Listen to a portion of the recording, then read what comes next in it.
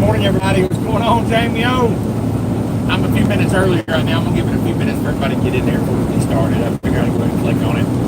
It usually takes a few minutes to get in for everybody to get in. I guess I don't know how notifications go out, but I figured I'd give it a few minutes and let everybody get in before I go ahead and start rambling and rattling on what I need to talk about this morning, because I got a message I think everybody needs to hear this morning, and hopefully it'll help us all out of the hole and the group. But I want to give it a few minutes to get everybody in here. We just, it's 6 a.m. somewhere. Somewhere. Almost. A few minutes to 6 a.m. Like I said, I started early just to chance to get everybody in there. I'm going up Mont Eagle, headed to Dalton, Georgia. Got to go there and take a little break, then get up and roll on to good morning there, Busted Trucker. What's up, Leroy Chatter in the house? Y'all let me know where y'all are watching from. If I miss your comments, I apologize. I'm driving, so I'll look down every once in a while and see it. But let me know where you're watching from. Like I said, I'm giving it a few minutes for everybody to get in here. Once I get to this brake inspection station up here, then we'll go ahead and start into it. But hope everybody's doing safe. Hope everybody's great. Hope everybody's having a great morning. Hope everybody's staying positive, keeping the wheels between the lines, and all that good stuff. Jamio's in Pensacola. Okay. I also got a driver down there, Sharon Wiley. She's in Pensacola too. She's a driver for Rosedale down there delivering. One Busted Truckers in Georgia. How's your truck going, Leroy? Everything going good with it? Good. I want to thank everybody and all my subscribers for watching. I know this morning podcast is early, but we've been getting a lot of results by the end of the day. A lot of people watch it. I do this podcast for a lot of reasons, but the main reason is to help y'all.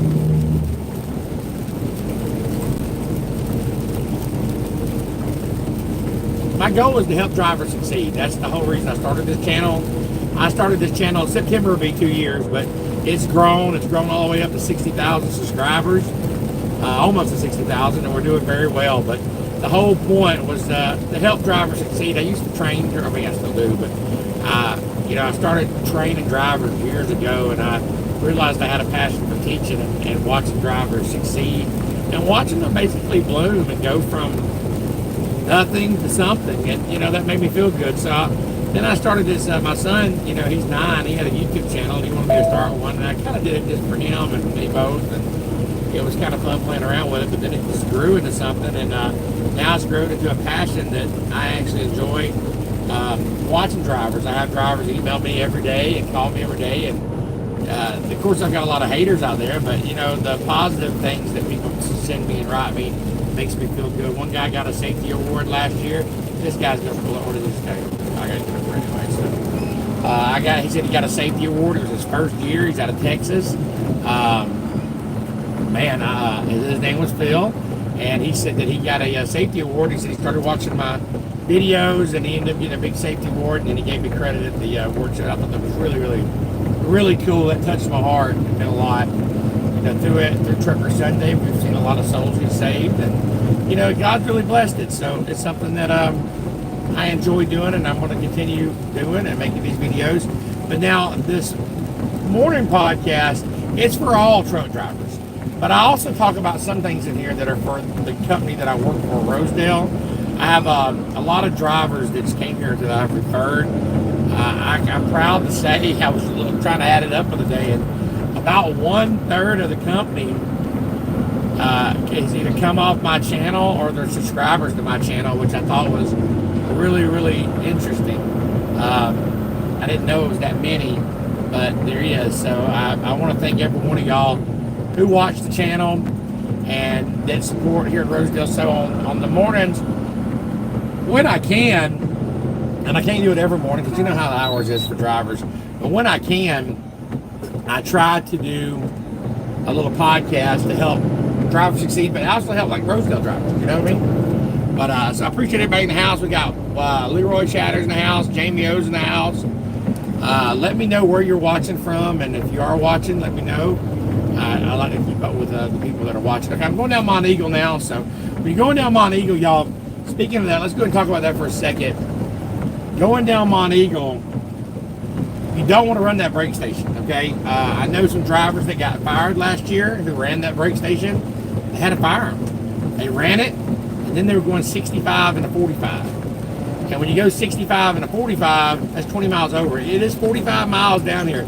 It doesn't matter if you're empty. Some people go, well, those people are empty. They can go that fast. No, it don't. You go past 45 miles an hour, you pass that brake station, that is 2 tickets. Get you fired. I'll tell you, hit the road, Jack. Don't you come back. I made a video the other day about somebody coming down this mountain and running the way. I said, listen, you can't run that way station. The police will get you. And I had all kinds of ugly comments. People like, I pass that way station all the time. And there ain't no cops ever there, okay? Well, guess what? I was doing a video the other day, and the cops said, got somebody. You know what I'm saying? So they do set up and they do watch. Like I told you, they got somebody at Rosedale last year for running this. So don't be that guy, okay? Don't be that guy. A few things I'm talking to you about this morning.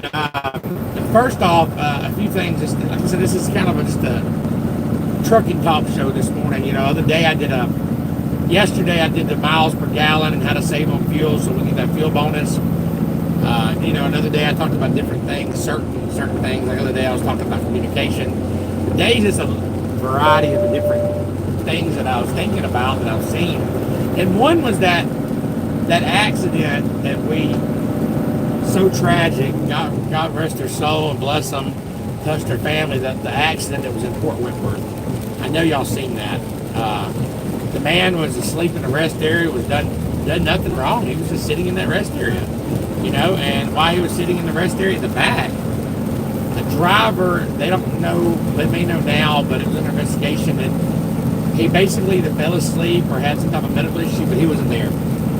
Cruise control was set, they believe, at 70 miles an hour. It just weaved over to the rest area and come through the back like a missile. And when it hit those trucks, it exploded, and everything there was nothing left. It was, you know, the guy, the poor man in sleep, never felt anything. Like I said, God bless to his family.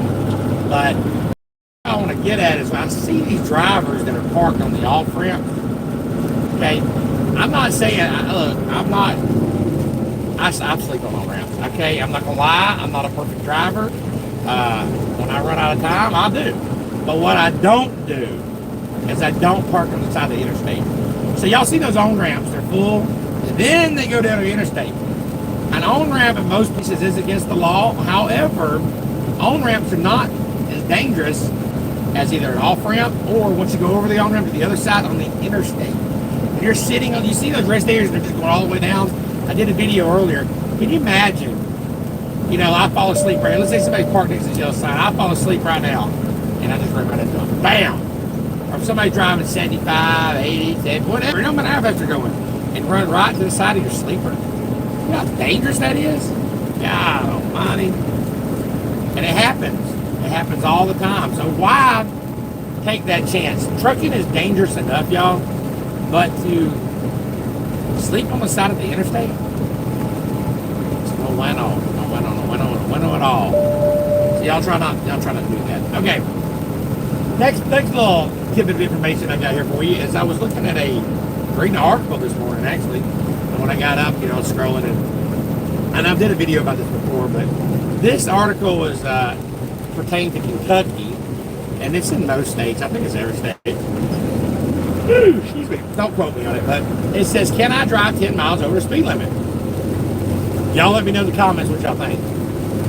Are you legally allowed to drive over 10 miles, 5 miles over the speed limit? Let me know your answer in the comments, and then we're going to come back to that. Good morning there, Zach Elrod. We'll come back to that in a minute, but y'all let me know in the comments if you think you're allowed to drive 10 miles over, 5 miles over. How many miles are you allowed to drive over the speed limit? Okay, what if you're impeding traffic? Y'all let me know in the comments, and then I'm going to tell you the answer at the end of this video, okay? All right, get over here. Let me go. All right, thank God. All right, another thing that's going on I want to talk to y'all about, this is very important, is when we get to the yard or anywhere, y'all,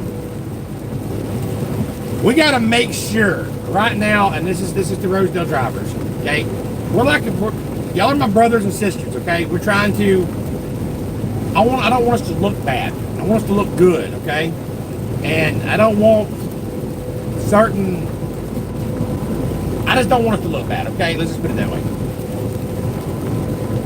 We have got to make sure that we are doing good pre-trips, okay? Right now, our safety score is low, all right? And people it all comes down, they want to blame the driver. Driver didn't do a good pre-trip. Driver didn't do a good pre-trip. That's what's happening. Blah, blah, blah, blah, blah, blah. Okay? I know some of y'all will say, well, why ain't, the shop doing better at checking stuff? Okay, I get it. But you are ultimately the driver. So you've got to make sure that you're checking. And what I want to talk to you about is that AVI. Do not pull a trailer, especially off the yard, with an AVI. The reason I say that is because they're there to get it done, okay? If it's within 3 weeks or a month, don't touch it. You say, well, it ain't expired. It's going to get out there on the road, and I'm talking about from the yard. It's going to get back there out on the yard, out on the road somewhere. It's going to get loaded, and one of us is going to pick it up on a hot run or load home, and it's going to have expired AVI, and then we're going to have to go sit at Bitsy somewhere for 6 or 7 hours. It's going to screw up our weekend, okay? It's going to screw us all up. If you see a trailer on that yard that has an AVI in the next 30 or 60 days, close to it, don't touch it. Red tag it. But what's happened is you can go through that. I don't care if it's got brand new tires on it. I don't care if all the lights work on it. I don't care if the brake lines look brand new. I don't care. If that AVI is bad, don't touch it. What's been happening lately, okay, and I'm not gonna lie, I picked up a trailer, okay, it was in February, it didn't expire at the end of March, but it was like, 45 days. I took it. I don't know why I took it, but I took it. It wasn't expired, but I took it. There was nothing wrong with the trailer. Great trailer. But I took it to the road and I get a phone call telling me that the shop said it was red tagged, it was locked, and I took the bad trailer. There was nothing wrong with that trailer except the AVI was coming. I turned around and brought it back. But they wanted to label it as I took a trailer that was red tagged and it wasn't. And I know a couple other drivers who's picked up trailers that had expired AVIs, and the shop claims they had them locked and they were supposed to take them. I believe the driver. I don't think they took the trailer that was locked, but AVI was still expired, so we have to make sure. We got to make sure that we have the appearance of looking good. We do the pre-trip, and a pre-trip, I get it. If we walk around, it's really a walk around. We check the tires and check the lines, we check the lights. But be honest, ain't none of us getting creepers and going up under that trailer. Just be honest. This is real talk here. This is Shawn's Tall Trucker. We're talking real talk here. But yeah, we're supposed to go in there and check the brake pads and all that stuff. But most of us, hey, light's good. Ain't no air leaks. I don't see no damages. I don't see no leaks. I don't hear no leaks. AVI is good. Let's go. But a lot of us are missing these AVIs. The reason why is I see this all the time. I had a driver call me, and he was in Florida, and he just picked up a trailer, and the trailer was expired almost 3 months. Okay? He screwed his whole day up. He just started out. He dropped his load off. He had a load he took home with him, went and dropped it, and then he had to go for the weekend, and he went back over to pick up an empty, and the only empty they had expired AVI for 3 months. That trailer was just dropped. How many of y'all drivers picked up that trailer and dropped it? Now, him being a good driver, not wanting to get no trouble, he had to start his week off 7.5 hours in the hole. Yeah. And then to come to find out, once he took it over to get it fixed, they had all kinds of problems with it. So the lights didn't work. Somebody was driving that trailer with bad lights on it. We've got to do better, okay? Got to do better as a whole. And I'm not dropping. I'm a driver just like y'all. But at the same time, I have to pick up these trailers too. If you see something, report it. You see one on the yard, you ain't got to hook up to it. But you can red tag it. You can walk in that Penske office and put it in the tablet. Then it's on them. You know what I'm saying? So the next driver don't have to deal with it because they get loaded. And once they get loaded, they're gone. Out on the road, Jack. Nobody likes that. Nobody likes that. All right, so nobody answered my question. I see. Hey, you have a safe day too, Jay Leatherman. Let me know when you're ready to cut the Rosedale balls. I got you. I got you, Jay Leatherman. All right, so to answer your question, can you go 10 miles over the speed limit? No.